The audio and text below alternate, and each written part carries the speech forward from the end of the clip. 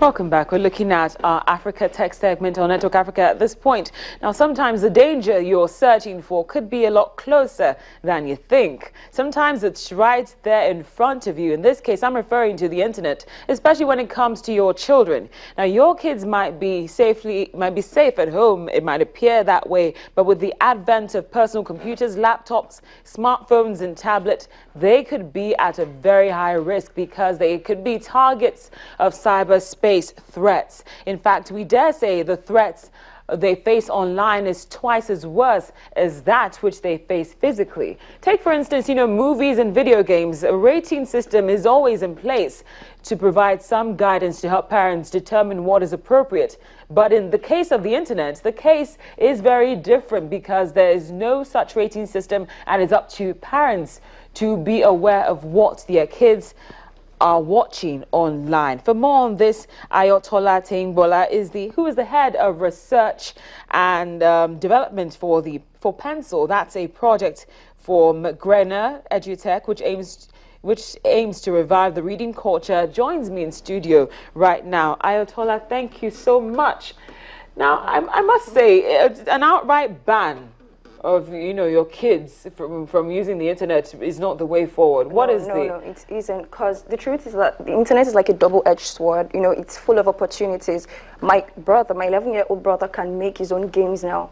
That's because there was early exposure to software and computers. So instead of focusing on the disadvantages, you just leverage on the advantages. Instead of saying, oh, you can have internet till you're like 25 or something, start them early, but put checkpoints in place. What are those checkpoints? Okay, for instance, number one, the first thing I think Nigerian parents are very ignorant about is that there are internet filters for kids, like Net Nanny, Cyber Agent. When you install this software on your computer, it helps you.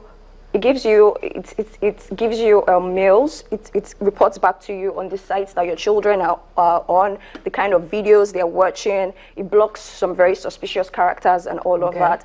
And they're actually very affordable, $30 and from $30. Okay, and the other way is to provide alternatives. That is what my company seeks to do.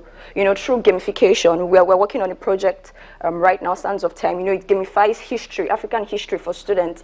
Another way to do that is to, healthy competitions online where they can actually win gifts. Polymath Challenge, that's another project we're working on. Secondary schools in Lagos, they can, go online. There's a leaderboard, a social platform for students. Go online, compete, win games, go up the leaderboard till you come out as the polymath. There are ways there are reading competitions on the platform, pencil.com.ng. There are ways to provide alternatives instead of outright banning of internet use for kids.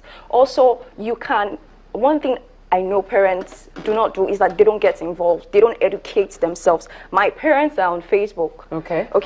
Open these accounts for them, open an email for them, open Twitter, open Facebook, have their passwords. This way you can, oversee the kind of notifications they're getting, the kind of subscriptions they're making on the internet. So you be available, you are supposed to be available on that platform. Don't embarrass them. I mean, Nigerian parent. Can I ask you to join us again? Yes, and comment. Oh, where are you?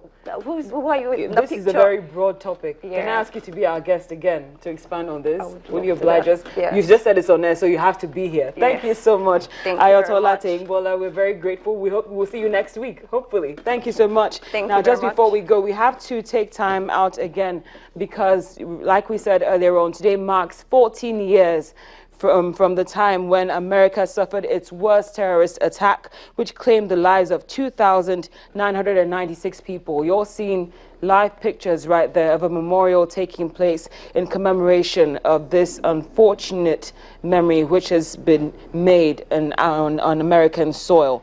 You will recall that a series of 4 coordinated terrorist attacks by the Islamist terrorist group Al-Qaeda on the United States occurred on a Tuesday morning, and it did strike the Twin Towers. And the flights, which in this case were Flight 11 and also the United Airlines Flight 175.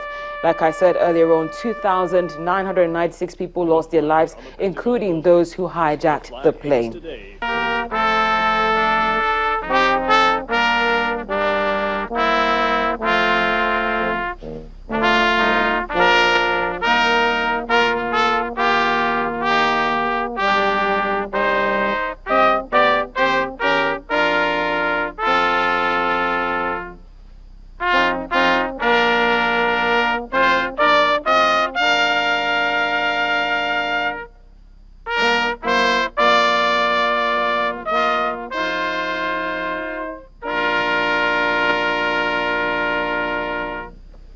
Thank you so much for watching Network Africa right here on Channels Television. I'm Cynthia Are.